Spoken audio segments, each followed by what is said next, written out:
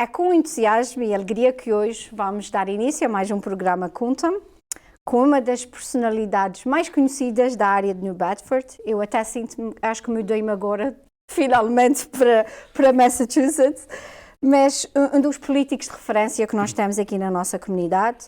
Julgo que o primeiro político nascido em Portugal que faz parte da Câmara de Representantes em Massachusetts. Não sei se é bem assim, mas até ao final vamos descobrir como. Mas é um pai, amigo, irmão, marido, e vamos conhecer um pouco da história do nosso amigo deputado António Fernando Dutra Cabral, que eu tive o cuidado de perguntar no início, antes de começarmos aqui a nossa entrevista. Por isso, Tony, todos nós te conhecemos por Tony, eu peço imensa desculpa se durante o programa não lhe chamar deputado Tony Cabral ou António, mas é um bocadinho da relação que nós já temos. Mas vou tentar, senhor deputado. Obrigada pela oportunidade, obrigada por vir cá ao nosso programa Conta-me e contar-nos um pouco da sua história. Bem, Márcia, muito obrigado pelo convite. É sempre um prazer poder comunicar e dialogar com a comunidade em geral. Geralmente, quando estou aqui, seja no Portuguese Channel ou noutro canal qualquer, é mais em relação à política e à minha atuação e as minhas responsabilidades e aquilo que eu faço em relação ao meu trabalho. Mas hoje vamos um pouquinho além disso. Vamos um pouquinho além disso. Por isso, vamos hoje falar uma à moda de São Miguel e a outra à moda do Pico, certo? Sim, o Tony é natural do Pico. Por acaso. Nasci no Pico, nasci na Madalena, na Vila da Madalena, e portanto... Família muito numerosa? Sim, temos uma família grande, só a família mais... somos 9, né? 7 irmãs e 12 irmãos, para não contar primos e primas e etc. Como é que era, Tony, a convivência desses 9 irmãos? Tony é o mais novo, mais velho? Não, sou o mais novo. Claro, minhas irmãs, na maioria, o meu irmão também é mais velho do que eu. Mas eu acho que tem sido um bom relacionamento. Todos nós somos amigos uns dos outros. Se há qualquer discordo, na altura, nunca fica prolongado. Podemos dizer que, de facto, eu não me recordo, e minhas irmãs e meu irmão podem confirmar isso, não é? Que nunca nos zangamos uns com os outros, é sempre tudo... O que é que o Tony se lembra mais características da sua infância no Pico? Porque quando veio para os Estados Unidos, e sendo o mais novo, tinha 14 anos. O que é que mais te lembras da tua vivência no Pico? Tantas coisas, não é? Brincar na rua... Ou nem por isso? Não, eu acho que, portanto, é a minha convivência lá, na Madalena e no Pico em geral. Meus avós e, portanto, o meu pai e a minha mãe são originalmente de São Roque, portanto, do concelho e da vila, não só da vila São Roque, mas especificamente da freguesia de Santo António, que faz parte do concelho de São Roque. Depois meu pai veio trabalhar para a Madalena, portanto, veio como mecânico para a companhia na altura chamada Cristiano Limitado, que era a companhia das caminhonetes e dos táxis, etc. As caminhonetas da carreira, não é? Fazia carreira na maioria da ilha. Não é em toda, porque havia uma outra companhia que era sediada nas Lajes do Pico, a que fazia o resto da ilha, não é? E portanto, já alguns nasceram ainda em São Roque ou Santo António e outros nasceram na Madalena. Portanto, a escola feita no Pico? A escola primária foi feita no Pico, na Madalena, claro. Tive sempre uma boa experiência, tenho recordações boas. Eu tive vários professores e professoras também. Houve ali um período, eu não sei bem as razões, tivemos assim uma mudança de professores e professoras, não ficavam por muitos anos. Eu recordo muito bem do professor Ruben, que depois mais tarde veio a ser o diretor do jornal O Telégrafo no Faial, e também da professora Fernanda Rodrigues. Não sei se sabem quem é. Muitos picuenses, de certeza que sabem. Não, ela vive aqui em New Bedford. Ai, vive? Trabalhou para o Portuguese Channel. A Fernanda. Ah, Fernanda, desculpa, não estava a associar o nome, claro, é uma das caras deste canal. Foi professora minha também, na Madalena do Pico. Né? De quem foi a decisão de emigrar e vir para os Estados Unidos? A decisão foi do meu pai. O meu pai sempre queria fazer isso, eu acho que um dos objetivos era pôr a sua família num sítio onde houvesse mais oportunidades. E, portanto, ele tinha família nos Estados Unidos. Meu avô, por parte do meu pai, meu avô Cabral, esteve nos Estados Unidos 2 vezes antes da mudança ou da reforma, que se pode dizer, do sistema de imigração dos Estados Unidos. Portanto, ele esteve aqui por 2 vezes.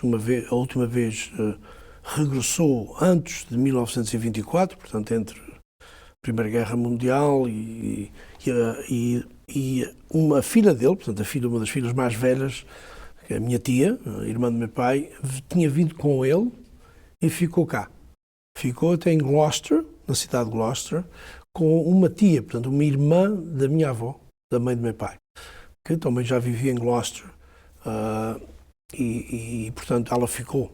É interessante que ela tinha 14 anos também. Ficou e nunca mais regressou ao Pico. Eventualmente é ela que faz a petição, não é? Que se chamava carta de chamada, não é? Para vocês virem.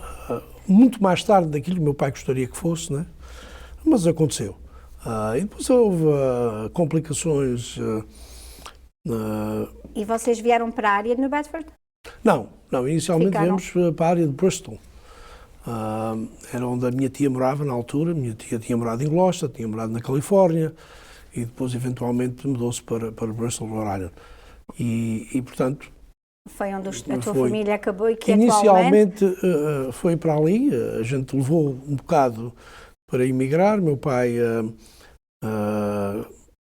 não conseguiu que o seu passaporte fosse assinado para mais de 3 anos. Né? As autoridades não queriam assinar esse passaporte e sem o passaporte dele ser assinado nós não podíamos. E, portanto, eventualmente isso aconteceu. Há uma história grande à volta disso, não vale a pena a gente falar aqui. Tem muito a ver também com meu pai em si, não é? Como ele enfrentava o sistema da senhora, não é? Como se refere em Portugal, e outras coisas, não é? E o que é que sentiu aquele menino de 14 anos quando se pôs os pés nessa terra? O que é que mais te marcou naquela altura? Porque nós, com 14 anos, já nos lembramos de muita coisa que sentimos e que fazemos. Os nossos amigos da altura ficaram todos lá, né? Os meus amigos e amigas, etc. Portanto, todas aquelas crianças, podemos usar a chamar, com 14 anos, criança, ficaram atrás. Né? Isso, a gente sente falta disso. Né? Não só na altura da saída, mas eu acho que fica para a vida inteira. Né? Principalmente se eles ou elas não vêm tão bem, não é? Claro. Eventualmente. Isso marcou-me, até um certo ponto. Não necessariamente a chegada, mas a partida, porque, como acontece aqui, para aqueles que são nascidos cá e criados cá e vão para a escola cá pela primeira vez, podem testemunhar isso também, não é? Portanto, aqueles amigos de infância, aqueles amigos de escola, são pontos de referência importantes, né, qualquer ser humano. Né? Qual foi o percurso do Tony quando chegou cá? Trabalhar, estudar, integrou-se completamente na cultura americana de que uma família numerosa desta, acredito que todos se juntaram para trabalhar e começar uma vida. Eu fui para a escola, claro. Devido à minha idade, iniciei primeiro na escola. Mas uma das coisas que eu achei, senti-me no dia a seguir de termos chegado, que quando chegámos à casa da minha tia, já era para além da meia-noite, né? E portanto não se via, foi no outro dia de manhã, quando nos levantámos, o lugar parecia era diferente, mas ao mesmo tempo tinha coisas semelhantes, né? O mar logo em frente, onde minha tia morava, pouca distância, o mar. Né? E barcos, neste caso, barcos veleiros, que geralmente naquela baía de Bristol. Né? Portanto, foram privilegiados ir para aquela área que eu costumo... Bem, à partida fez-nos lembrar, para mim, pelo menos, fez-me lembrar que, de facto, estou num lugar diferente, mas já aqui uma semelhança, o mar. Que quem vive nos Açores, especialmente, o mar é constante, é uma presença constante, uma presença que marca as pessoas e modifica as pessoas até um certo ponto. Sabemos que, à partida, diz-se que, claro, a maioria dos açorianos são agricultores e não pescadores, não é? Mas, no Pico, acho que é uma combinação das duas coisas, não é? E, portanto, o mar é importante, como é importante em geral. O que é que o Tony, quando começou a sua escola, sabia o que é que queria estudar? O curso que tirou foi para ser professor, Exato. certo? Exerceu essa profissão ou não? Sim, fiz. Isso era um dos meus objetivos, não só cá, mas lá. Não sei como poderia ter concretizado isso lá, mas eu acho que ia conseguir isso também, não é? Foi sempre uma questão, quer dizer, um objetivo meu, eventualmente ser professor, um dia. E consegui concretizar isso cá. Eu fui, inicialmente, claro, fui para o liceu, o high school. Tive que fazer a transição de português para inglês, não sabia falar inglês, nem escrever, nem ler, nem nada. A única coisa que eu sabia dizer e aprendi foi depois da chegada, a minha tia que me ensinou. O que é que aprendeste primeiro? I don't speak English, né? Em caso que alguém quisesse comunicar comigo, não é? No entanto, quando se chega cá, portanto, neste caso, a minha tia e a sua família, todos nascidos cá, portanto, ela tinha 8 filhos também, filhos e filhas, todos nascidos cá, e eles e elas já tinham filhos também, não é? E, portanto, a minha tia, o português dela, interessantíssimo, era extremamente limitado em português. Ela falava palavras inglesas com uma pronúncia portuguesa, pensava que estava a falar português. Mas acabou por ser uma boa professora, ou para vos pelo menos incentivar e a puxar a falar a língua também? E depois meus primos praticamente não falavam português. Os mais velhos ainda falavam qualquer coisa português, os filhos e filhos delas não falavam nada português. Portanto, eu recordo-me 2 primas, já segundas primas, neste caso, que estavam no high school, e um segundo primo também, que também estava já no high school. Claro, não falavam português e praticamente não havia, naquele espaço havia pouco contato comigo, não é? Fora do liceu, fora do high school, sentiam-se mais confortáveis. A parte que eu mais gosto nas minhas entrevistas é conhecer as famílias dos meus entrevistados. É ter tido a oportunidade de ter ido a Bristol e conhecer 5 das suas irmãs, ou 4 dos seus irmãos. E ter tido a oportunidade também de receber da parte deles aquele carinho e aquela opinião sobre o seu irmão mais novo. Por isso é que hoje queremos surpreender também aqui o Sr. António Cabral de uma mensagem de todos eles. Por isso, todos eles. Prepare-se. Interessante.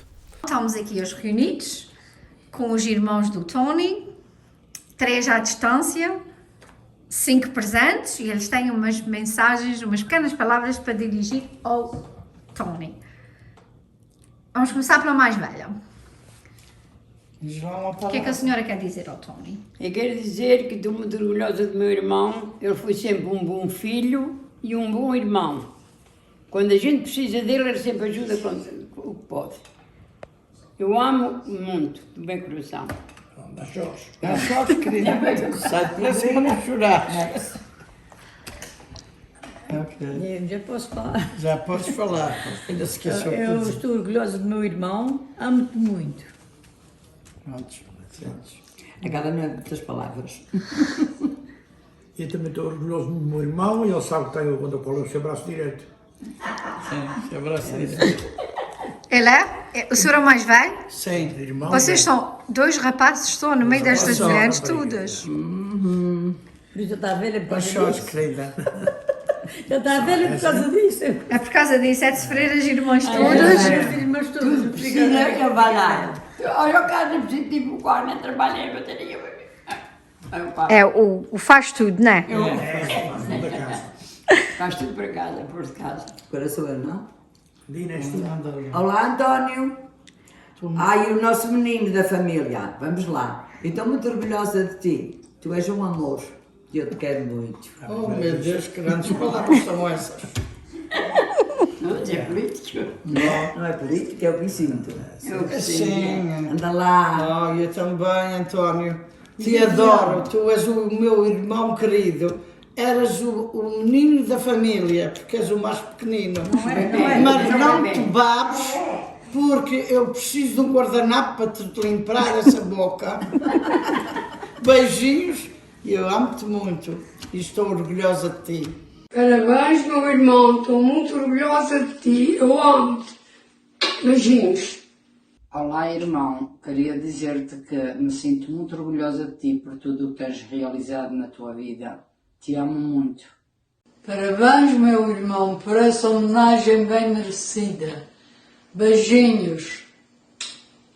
Esta foi a distribuição da tua família toda. O que faz ter uma família grande está distribuída pelos cantos todos aqui dos Estados Unidos.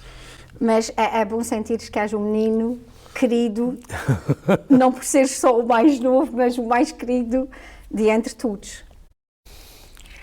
Bem, já a minha mãe pensava que eu era o mais querido, não é? É aquela do eu sou o preferido, não é? Exato. Mas, no entanto, eu acho que são todos.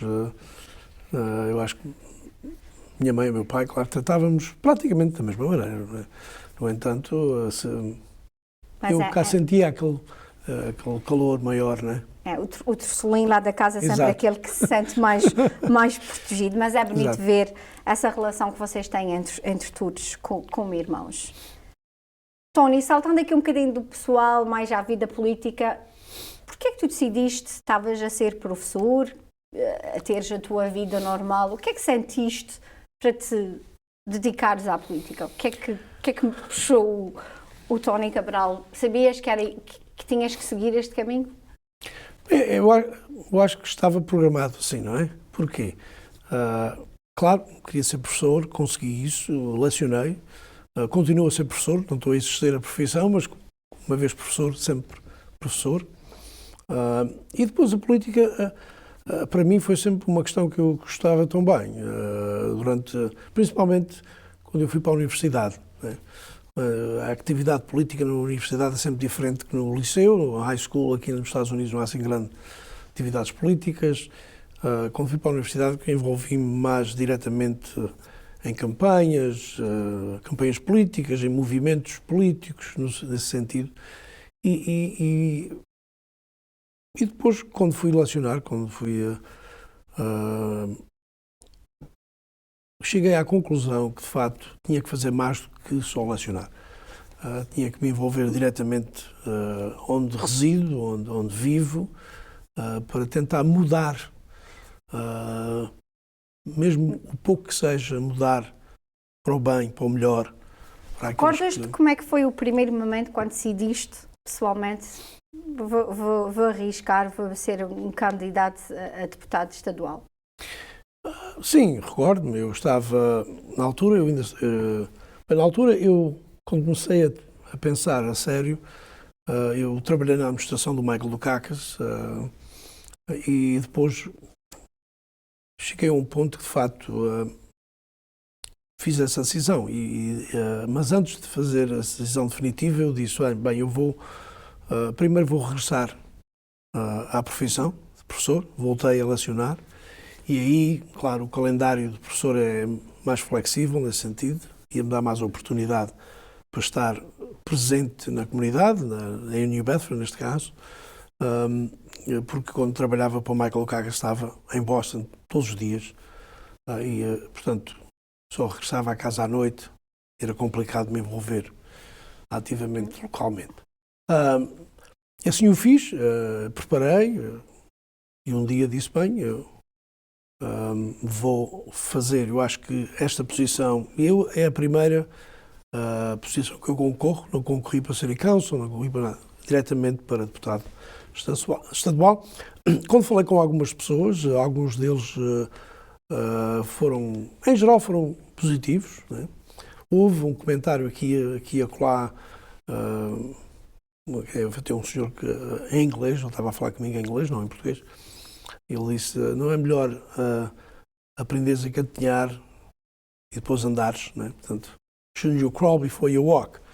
Eu disse, bem, eu já gatinhei há muitos anos atrás, né? Eu acho que já sei andar e, portanto, obrigado pelo conselho, mas é isto que eu quero fazer, isto que eu quero fazer. E, eventualmente, esse senhor me disse isso, também, eventualmente, apoiou-me também, não é? Claro. Portanto, eu fui feliz nesse sentido, portanto, fiz a decisão, concorri contra uma pessoa que estava a desempenhar o cargo na altura, e não é fácil ganhar eleições, principalmente quando há um incumbente, e, portanto, não ganhei pela primeira vez, não é? Isso era... Mas não desististe? Não desisti. A importância é não desistir. Continuei a trabalhar, continuei a lecionar e continuei a preparar para a próxima volta de eleições, né?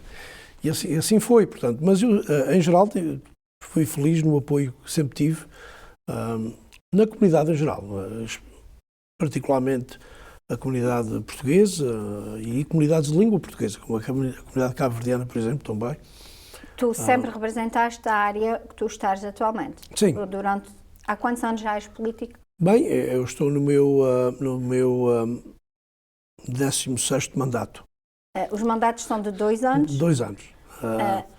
Um pouco a diferença para que também as pessoas percebam que os mandatos em Rhode Island também são iguais. São de 2 anos para os deputados, mas os políticos em Massachusetts são políticos a tempo inteiro. Tiveste que abdicar de ser professor para seres político a tempo inteiro. Exato. Somos políticos a tempo inteiro, temos um staff e, portanto, é um gabinete a sério, não é? A sério. Quer dizer, atualmente, e isso teve uma evolução para quem já é político esses anos todos, em 2, 3 resumos, quais foram os momentos na política que te marcaram mais?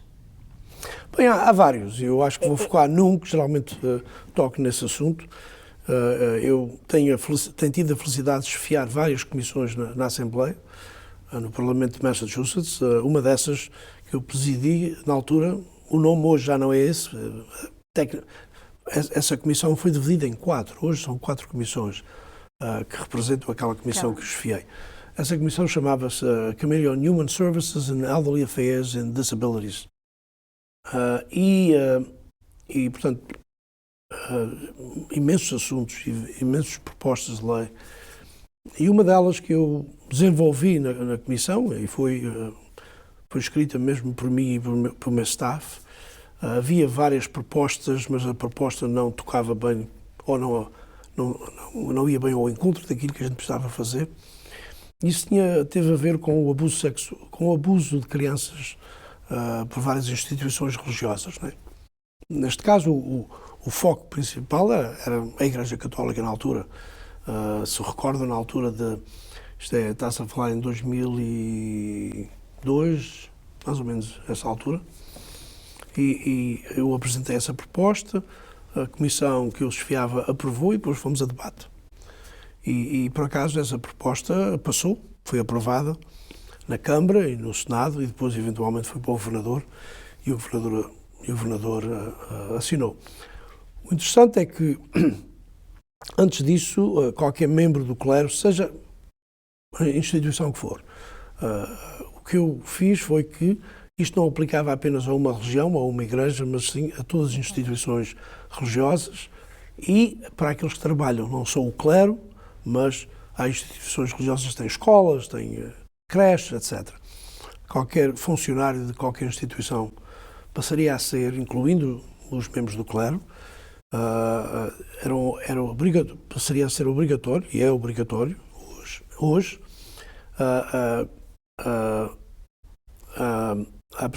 dar essa informação às autoridades em caso que saibam que isso está a acontecer, seja verbal, físico, sexual, não interessa. Essa proposta, até quando foi debatida e aprovada na Câmara, quando a gente faz a votação oficial, quem está a presidir aquele momento do debate e da votação é que assina a lei. Eu, por acaso, tomei posse da presidência da Assembleia durante aquele momento. Portanto, o Speaker, na altura, passou para mim o fazer, durante aquele período, quando tivemos, depois da votação oficial, E a tua assinatura? tem a minha assinatura. Portanto, quando vai para o Senado e depois para o Governador, há 3 assinaturas, não é? Depois, quem estava a presidir no Senado e a assinatura, eventualmente, do Governador. Portanto, qualquer pessoa que esteja relacionada com instituições religiosas, incluindo voluntários, né, são considerados, eu vou usar o termo em inglês, mandated reporters, como professores são, polícias, bombeiros e várias profissões na sociedade são considerados mandated reporters, né? Se suspeitam qualquer abuso contra uma criança. Claro que, como tu disseste, 30 e tal anos de exercício dessa profissão também, que é mais do que um trabalho, tu sentes que é importante, e eu acho que isso é a obrigação de quase todos os políticos, que é sempre defender a área que representam, ou a tentar puxar incentivos, programas. Claro que o Tony não é diferente de todos eles, é aquele que é o maior defensor aqui desse distrito, porque vocês também Exato. representam os distritos.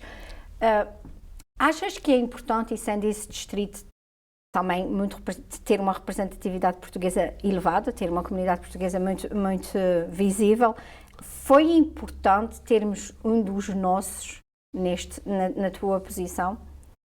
Sentes que não querendo aqui, porque eu acho que os políticos portugueses estão sempre numa, e não tenho sido eu a lidar também durante alguns anos com político, não querendo sempre puxar a sardinha à nossa brasa, mas é um pouco isto, porque acho que nenhum político quer ser acusado, olha, está sempre a defender a mesma comunidade, porque ele representa todas as comunidades que possam viver na área que eles são políticos.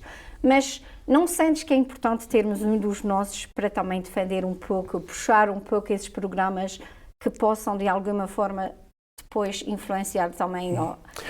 Bem, eu acho que é importante. Eu acho que é importante. Mas também é importante reconhecer que o círculo eleitoral é composto por várias etnias e vários grupos, não é?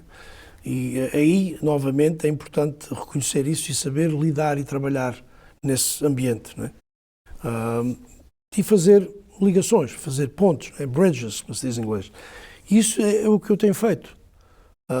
Não só a comunidade luso-americana, ou de língua portuguesa, mas outras comunidades que residem no círculo eleitoral. Eu tenho tido, como já disse várias vezes, e continuo a dizer, tenho sido feliz nesse sentido, saber fazer aquela ligação, porque é importante, mas quando chega ao caso da comunidade portuguesa, ou a comunidade de língua portuguesa, incluindo a comunidade cabo-verdiana e outras, e brasileira, etc., claro, tendo um de nós lá, ou um oriundo daquela comunidade, é importante porque já conhecem a comunidade melhor, já sabem os valores daquela comunidade, já sabem as inspirações daquela comunidade. Portanto, torna-se mais fácil representar. Portanto, as ambições, e muita gente, não vou dizer muita gente, várias vezes ao longo da minha carreira, os jornalistas americanos, não portugueses, um dos temas constantes era o que é que a comunidade portuguesa quer? Quais são as suas ambições? Porque pensam que é muito diferente do resto do círculo eleitoral, da cidade de New Bedford, etc. Na realidade, as ambições, as inspirações são muito semelhantes. Aquilo que nós queremos, ou que a comunidade quer, é um bom trabalho, uma boa educação para os seus filhos, etc, etc. Tudo isso é constante, seja a comunidade que for. Portanto, logo que conseguimos representar bem esses valores, esses interesses, ao mesmo tempo temos a representar os interesses, na realidade, da maioria que nós representamos. Deixa-me esclarecer aqui, porque eu comecei o programa a dizer, tu és ou não és o primeiro português nascido fora dos Estados Unidos a representar, a ter representação na Assembleia? Não. Há um pormenor aqui que é importante salientar. Em Massachusetts, comigo, eu sou o segundo. Sou o primeiro da imigração, da vaga de imigração a partir da década de 50. Okay. Antes disso, em 1940, o pai do Sr. Edmundo Diniz, o pai dele, a estação de rádio WJFD, é as letras do nome do pai. Eu acho que, eu não tenho bem a certeza, mas eu acho que ele tinha 9 anos quando veio para os Estados Unidos. E ele foi eleito em 1940 e serviu até 48. Na altura, a Câmara dos Representantes era diferente, era composta por 240 membros. Hoje é 160 apenas, foi reestruturado em 1978.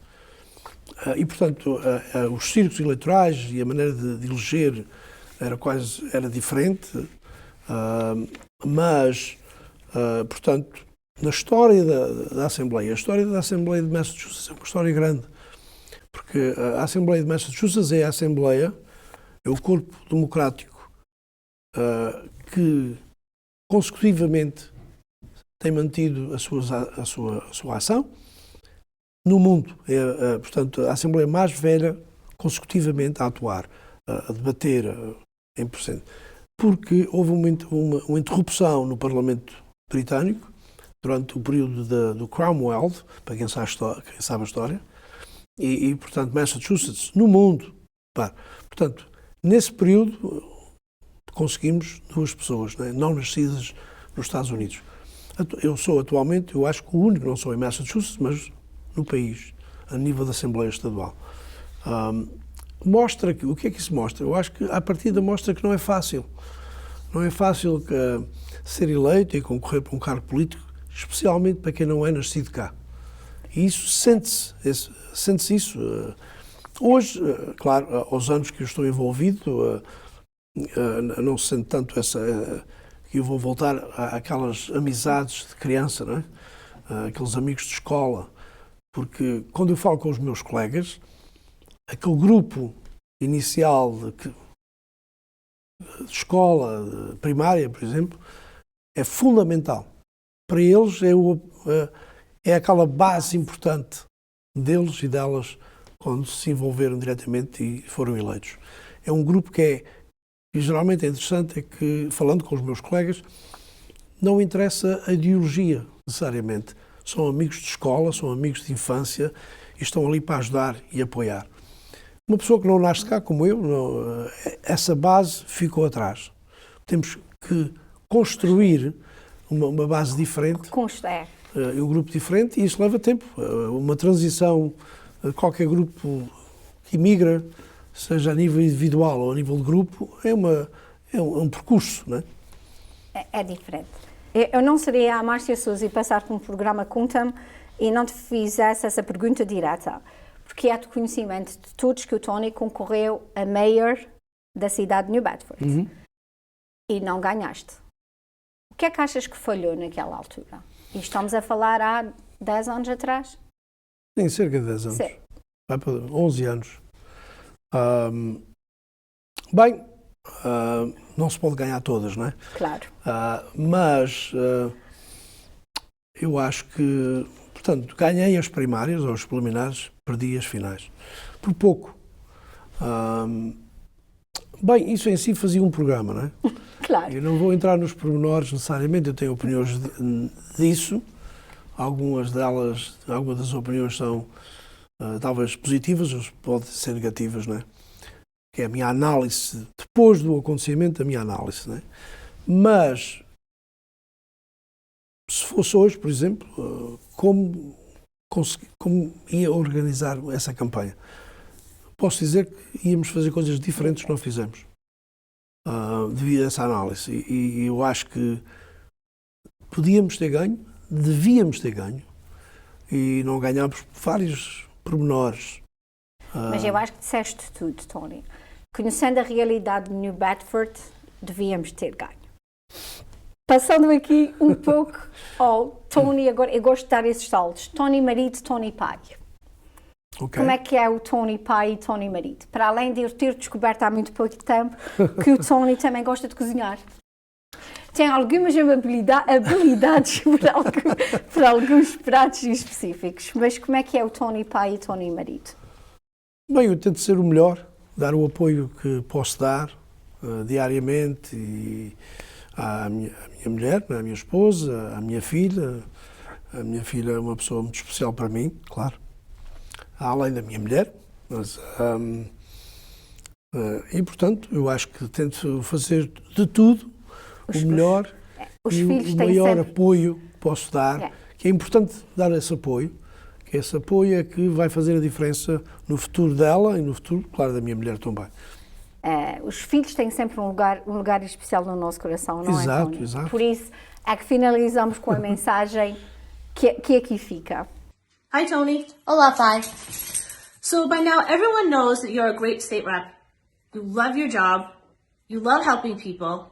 And so Victoria and I wanted to come together to let folks know maybe things that they didn't know about you. Like, for example, you're a great cook, especially at making pizza. Você é o melhor dançarino. You love bike rides. Você adora pintar. And you love to spend time with your family. Thank you for everything that you do for us. Keep up the good work. You know we're always here for you, and we love you very much. Não esperava, é uma surpresa, mas foi bom ver. Claro que elas adoram-me. Claro, e tem bons motivos para isso. E descobrimos, temos um Tony pintor, um Tony cozinheiro, mais um Tony amigo da comunidade e a defender os nossos interesses. E se não foi descoberta, nós sabemos o quanto tu tens feito pela nossa comunidade. Só queria, e eu gosto de fazer isso com algumas individualidades nossas, terminar com o meu teste. Qual foi o momento mais feliz da tua vida? O momento mais feliz da minha vida? Isso é uma pergunta... Um dos, que nós sabemos que existem muitos. Um dos momentos mais felizes da tua vida. O nascimento da minha filha. Um dos mais tristes. Mais tristes. Bem, isso tem sempre a ver com os meus pais, não é? Quando eles foram... A partida, não é? Se pudesses voltar atrás, há uma coisa na tua vida que não tivesses feito? Ou que farias de forma diferente? Acho que não. Há sempre um toquinho aqui, um toquinho acolá, não é? Mas, em geral, eu estou feliz com o percurso, aquilo que eu tenho feito. Eu tenho dedicado praticamente uma vida inteira em defesa e em prol daquilo que é importante para a comunidade onde eu vivo, onde eu resido, que eu represento, em particular a comunidade portuguesa, porque eles têm sido uma base importantíssima para mim, seja as eleições que forem, não é? E, portanto, um grande obrigado a todos, não é? Porque sem eles e sem elas, lá fora, no campo, assim dizemos, e as outras comunidades que eu represento. Repare, eu tenho uma imensa admiração para a comunidade cabo-verdiana também, eles têm grandes apoiantes meus, e a comunidade irlandesa também tem um certo ponto. Todos em geral, eu acho que a mensagem é um grande obrigado a todos, tem ajudado a fazer aquilo que eu gosto de fazer. E assim terminamos com este Tony emocionado, porque é com um pouco o que caracteriza os nossos programas e com este agradecimento muito pessoal deles a todos Obrigado. que nos veem.